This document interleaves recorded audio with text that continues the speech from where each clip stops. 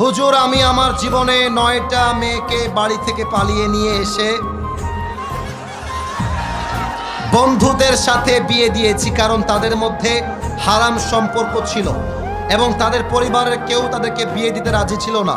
মেয়েগুলোর অন্য জায়গায় বিয়ে দিচ্ছিল, এই জন্য পালিয়ে নিয়ে এসে বন্ধুদের সাথে বিয়ে দিয়েছি। এতে কি আমি পাপ করে ফেলেছি? এটা আমার না। আচ্ছা, রাগ করবা না, এটা আপনাদেরকে কে দিয়েছে? যুবকরা দিয়েছে এটা? আচ্ছা, যুবকরা দিয়েছে। মহান ব্যক্তি মনে হয় এখানে উপস্থিত রয়েছেন। আমি তাকে বলবো, যাকে পছন্দ তাকেই আমাদেরকে বিয়ে করতে হবে যুবক ভাইরা। তবে খেয়াল করবা, কার মেয়ে নিয়ে আসছো সাবধানে নিয়ে আসবা। ভুলে ভালে ভিন্ন মেয়ে তুলতে গেলে কিন্তু তোমার পেটের চামড়া একটাও থাকবে না।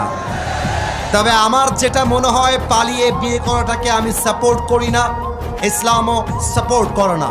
তবে যারা পালিয়ে বিয়ে করে এরা সাদে সাদে পালিয়ে বিয়ে করে না।